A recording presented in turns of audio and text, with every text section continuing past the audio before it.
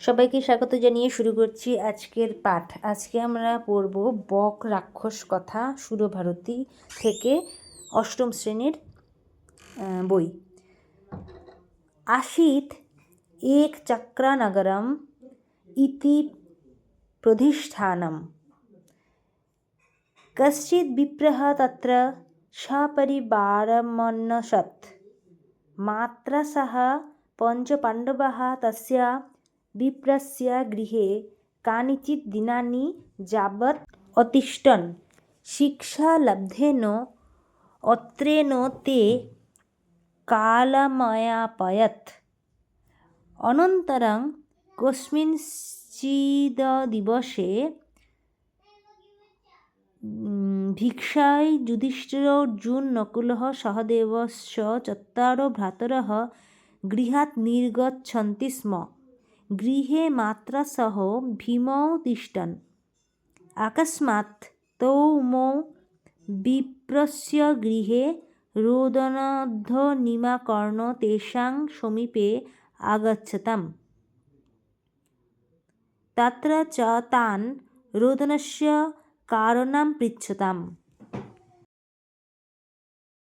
अथ विप्रवदत् एकचक्रनगरे बकुरिति महाबलशाली राक्षसो निवसति।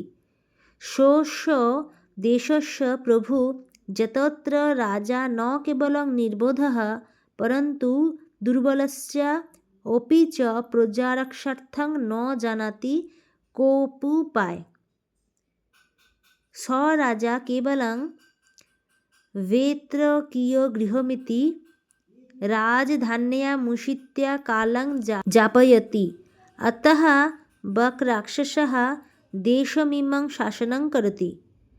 शर्तानुसारेण प्रतिपरिवारः प्रत्यहः तस्य भोजनाय प्रभूतं खाद्यं प्रेरयति। अद्य अस्माकं वारः। यदि वयं तस्मै खाद्यं यथाकाले प्रेरयितुं न शक्नुमः तर्हि सः बकराक्षसः अस्मान् हत्वा भक्षयिष्यति। अतो वयं क्रन्दामः।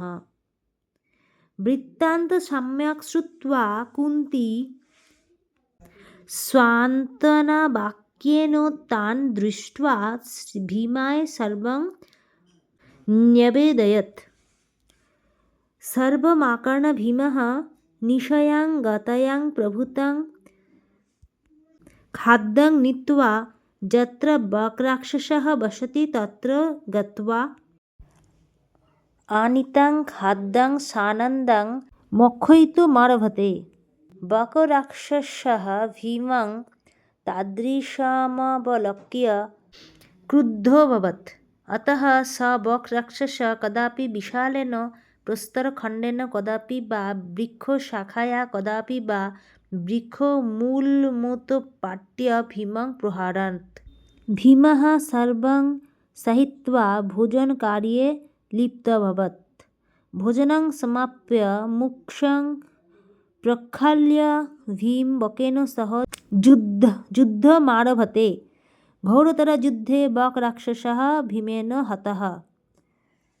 एकचक्रनगरस्य अधिवासिनः सर्वे एतत् विज्ञाय ব্রাহ্মণপরিবারেণ সহ আনন্দমनुभवन्ति স্ম।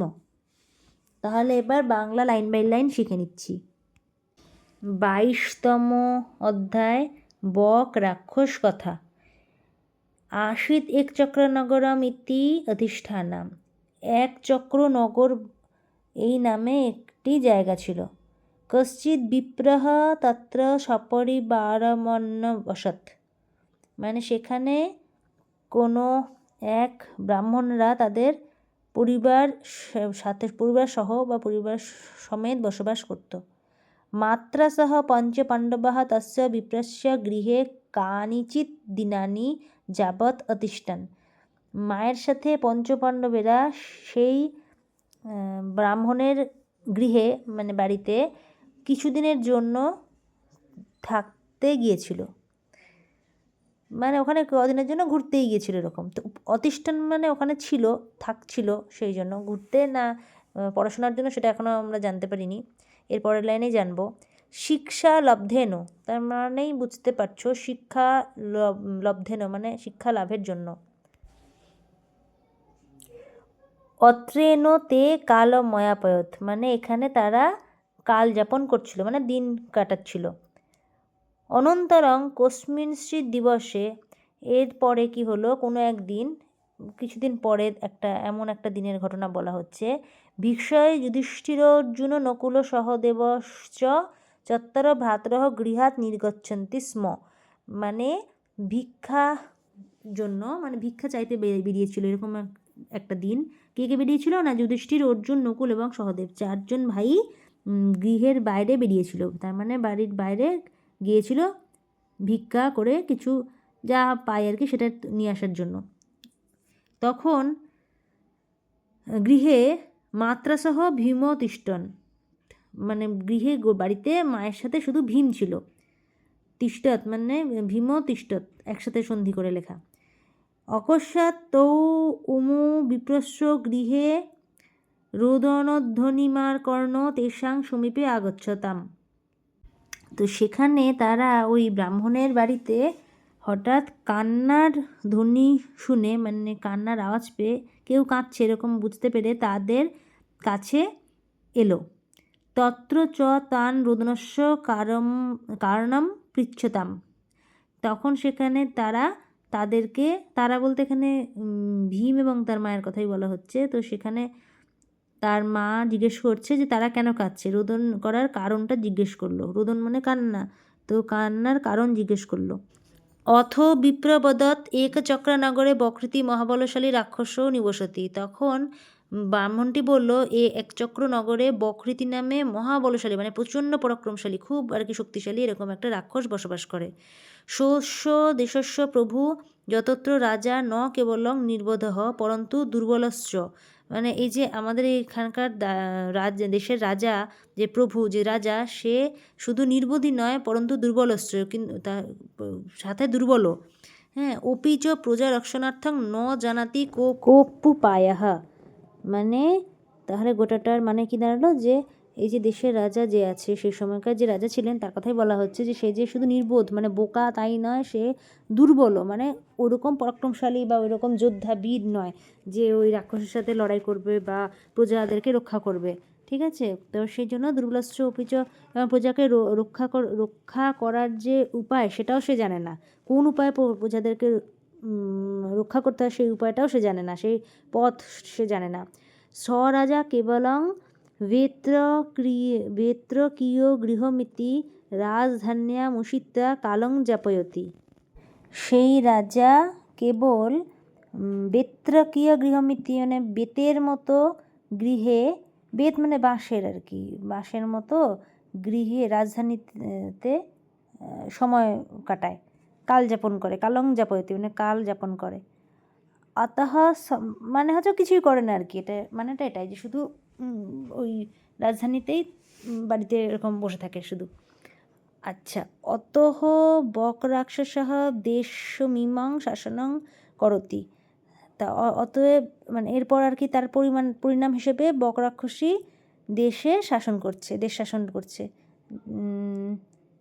শর্তানুসারেণ প্রতি পরিবারাः প্রত্যহ তস্য ভোজনায় প্রভূতং খাদ্যং প্রেরয়তি, তো শর্তানুসারে কী করতে হয়, ওইটা বক্রাক্ষর শর্ত করেই রেখেছে যে দেশ তো ও জ্বালাচ্ছে, কিন্তু প্রত্যেক দিন ওকে প্রচুর পরিমাণে খাবার দিয়ে আসতে হবে প্রত্যেকটা পরিবার থেকে। শর্তানুসারে নয় মানে শর্তানুসারে প্রতি পরিবার প্রত্যহ মানে দৈনিক তস্য ভোজনায় তার ভোজনের জন্য, খাবারের জন্য, সে যে খেতে প্রত্যেক দিনের যে তার ভোজন, সেই জন্য প্রভূত খাদ্যাং প্রেরতি, প্রচুর খাবার দাবার প্রেরণ করবে মানে পাঠাবে। কার কাছে পাঠাবে? বক্রাক্ষসের কাছে পাঠাবে। কে পাঠাবে? এই গ্রামের প্রত্যেকটি পরিবারের পক্ষ থেকে প্রতিদিন পরিবারের লোকেরা পাঠাবে। অদ্য অস্মাকং বারাহ, আজকে আমাদের বাড়ি মানে বার মানে আমাদের, আজকে আমাদের দিন, বার বলতে এখানে দিন, আজকে আমাদের দিন, অর্থাৎ আজকে ওদের তরফ থেকে খাবার পাঠানোর দিন। यदि वयं तस्मै खाद्यां यथाकाले प्रेरयितुं न शक्तुं মানে যদি বয়ং মানে আমরা তার খাওয়ার যথাকালে মানে ঠিক উপযুক্ত সময়ে, ও ধরো একটা টাইম বলে দিয়েছে এই টাইমের মধ্যে ও খেতে বসবে, সেই টাইমে খেতে বসে গেলে কিন্তু রেগে যাবে। তাহলে যথাকালে যদি প্রেরয়িতুং ন শক্তুম, ন শক্তুম মানে না প্রেরণ করতে পারি, যে সামর্থ্য না যদি হয় ওই টাইমে প্রেরণ করতে না পারি খাবারটা, ওই টাইমে পাঠাতে যদি অসমর্থ হই, তর্হি স বক্রাক্ষস বক্রাক্ষসহ আসমান হাতিয়া ভক্ষয়িষ্যতি, তাহলে তখনই সেই বক্রাক্ষস আমাদের সবাইকে হত্যা করে খেয়ে ফেলবে। বাড়িতে যতজন আছে ওইটা খেয়েও সেই দিনের ওর যে খিদে সেটা পূরণ করবে। তাহলে কতটা ভয়ঙ্কর ব্যাপার বুঝতেই পারছো কেন ওরা কান্নাকাটি করছিল। অত বয়ং ক্রন্দামহ, তার মানে ওদের অবস্থাটা আসলে খুব খারাপ, যে ওরা ওকে খাওয়ার পাঠানোর মতো অত কিছু খাবার ওদের নেই। এমনিতেও দেখছো যে 4 ভাই ভিক্ষে করতে গেছে, তো গুরুগৃহ থেকে ভিক্ষে করতে গিয়েছে, তার মানে সেই খাবারটা যেটা আসবে সেটাই ওরা খাবে, তো সেটা একটা রাক্ষসকে খাওয়ানোর মতো তো আর সামর্থ্যের মধ্যে পড়ে না।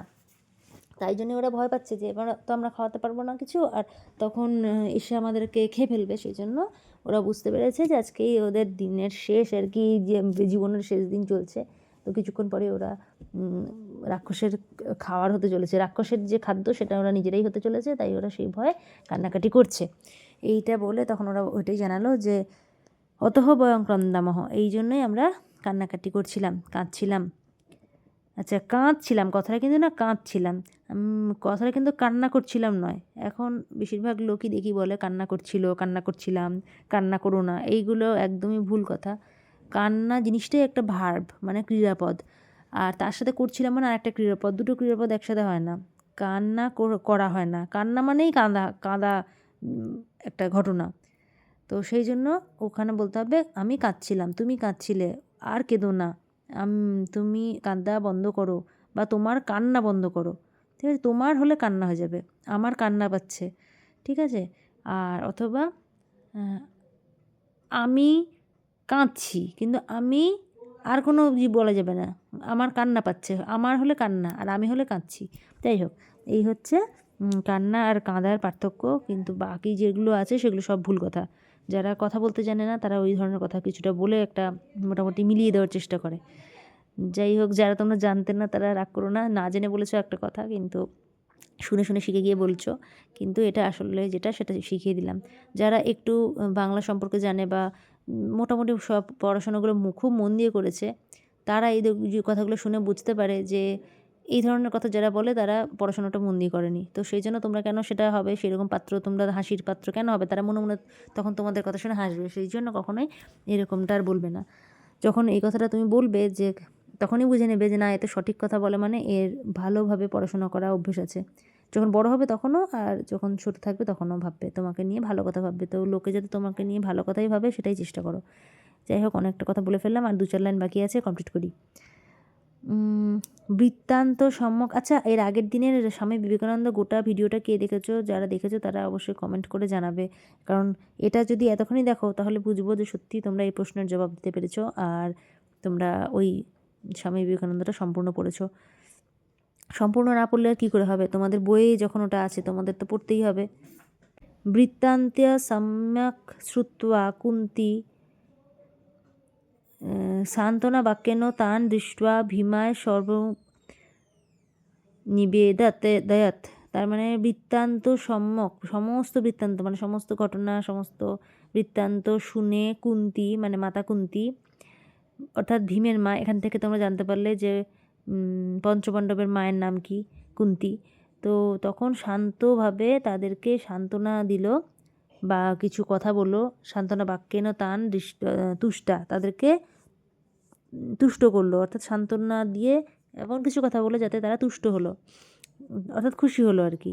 এবং সে সমস্ত কথাগুলো ভীমকে মানে বলল, ভীমের কাছে গিয়ে বলল।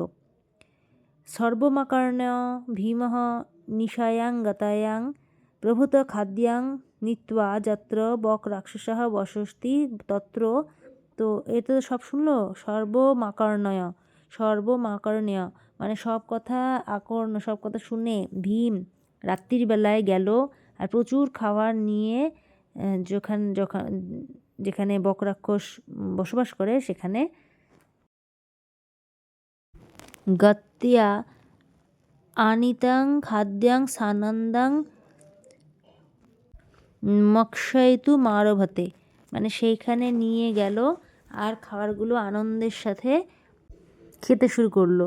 মানে ভীম কেমন দুষ্টু দেখো, ও প্রথমে দেখালো বকরাক্ষসকে যে আমরা তোমার জন্য খাওয়ার নিয়ে এসেছি, প্রচুর খাওয়ার নিয়ে গিয়েছে, কোথা থেকে যে ম্যানেজ করলো সেটা যাই হোক এখানে বলা হয়নি, কিন্তু যেভাবেই হোক কষ্ট করে হয়তো গ্রামবাসীদের সাহায্য নিয়েই করেছে, যে এত বড় একটা কাজ করতে চলেছে সবারই তো উপকার হবে, সেই জন্য নিশ্চয়ই যারা তখন মানে যা সামর্থ্য ধনী ব্যক্তিরা সবাই আর কি কিছুটা চেষ্টা করেছে হয়তো। তো সেই জন্য অত খাওয়ার নিয়ে গিয়েছে দেখে তো বকরাক্ষস খুব খুশি নিশ্চয়ই যে আমি এত কিছু খাবার নিয়ে এসেছি খাবো, আর তখনই তার সামনে বসে ভীম সব খাবারগুলো খেতে শুরু করেছে। খুবই মজার একটা ব্যাপার, তো ভেবেই বেশ মজাও লাগছে, হাসিও পাচ্ছে। তো দেখি তারপরে কি ঘটলো। তো বকরাক্ষসঃ ভীমঃ তাদৃশম বলক্ষ্য ক্রুদ্ধ ভবৎ, স্বাভাবিকভাবেই বকরাক্ষস কিন্তু ভীমের এইরকম ঘটনা ঘটতে দেখে, এইসব কাজ করতে দেখে ভীষণ রেগে গেল। अथः स बक राक्षसः कदापि विशालेन प्रस्तरखण्डेन कदापि वा वृक्षशाखाया कदापि वा वृक्षमूलमुत्पाट्य ভীমং প্রহারত।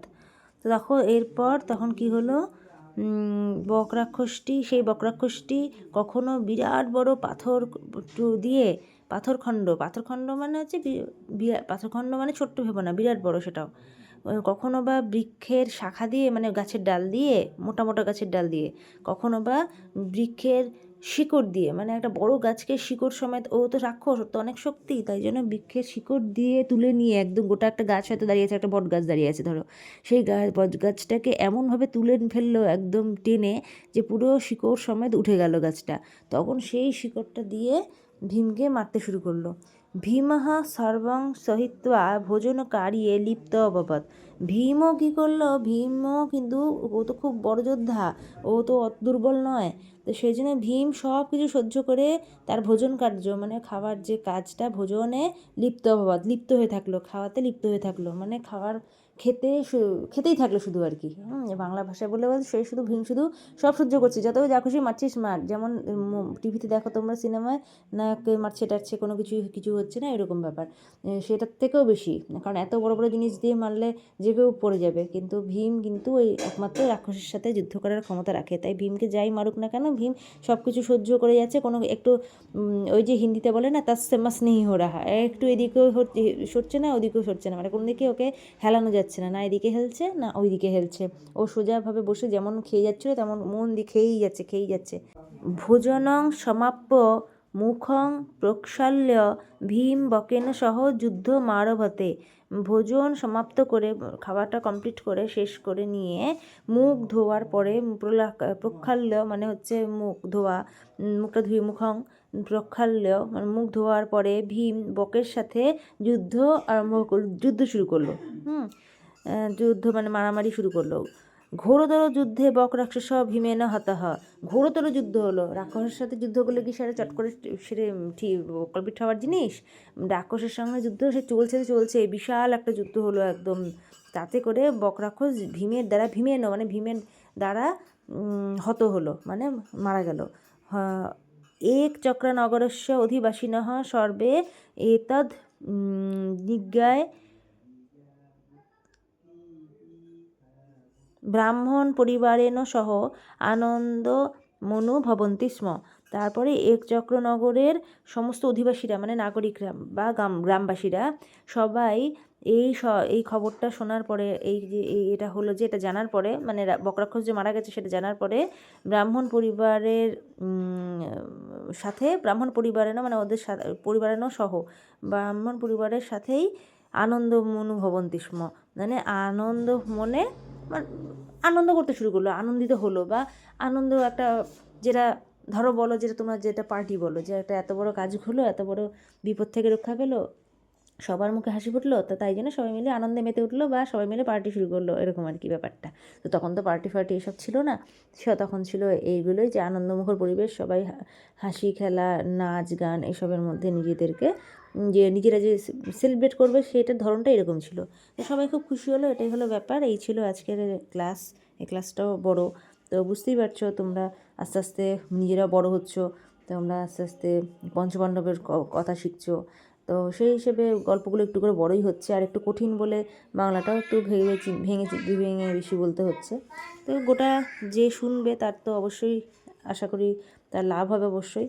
আর যারা শর্টে শুনতে চাও তারা তো একটা ক্লাস 30 মিনিট 35 মিনিটের ক্লাস 40 মিনিট পর্যন্ত হতে পারে ক্লাস হয় স্কুলে, তো সেইটাকে যতটা সম্ভব 20 মিনিটে করার চেষ্টা, এটাও বিরাট ব্যাপার। 10 মিনিট সময় আগে তো কোনো ম্যাডাম চলে যাবে না গোটা একটা চ্যাপ্টার পড়িয়ে, কিন্তু আমি চেষ্টা করি যতটা সম্ভব তাড়াতাড়ি পড়ানো যায়। আর গোটা চ্যাপ্টার স্কুলে একদিনে শেষ করাও সম্ভব হয়ে ওঠে না, কিন্তু আমি পুরোটা শেষ করে দিচ্ছি। এটা হয়তো স্কুলে থাকলে তোমাদের 2 দিনে শেষ হতো, আর আমিও তাই করতাম স্কুলে হলে, কিন্তু এখানে যেহেতু তোমাদের ডেটা খরচ করে শুনতে হচ্ছে তাই আমি একটু তাড়াতাড়ি শেষ করার চেষ্টা করছি। তোমরা দরকার পড়লে 2 দিন শুনবে, সেটা কোনো ব্যাপার না, তোমাদের হাতেই থাকলো, সেভ করে রেখে দিতে পারো। তো এই হলো আজকের ক্লাস, সবাইকে অনেক অনেক ধন্যবাদ। পরে একটা ক্লাস নিয়ে আসছি। আর হ্যাঁ, তোমাদের সামনে আসছে ক্রিসমাস বা বড়দিন, তো বড়দিনের আমি একটা খুব মজা লাগবে শুনে, সংস্কৃততে বড়দিন আমি বলবো কিছু কথা, সেটা অবশ্যই তোমরা খেয়াল রাখো আর চ্যানেলের সাথে থেকো। সবাইকে ধন্যবাদ জানিয়ে শেষ করছি আজকের ক্লাস।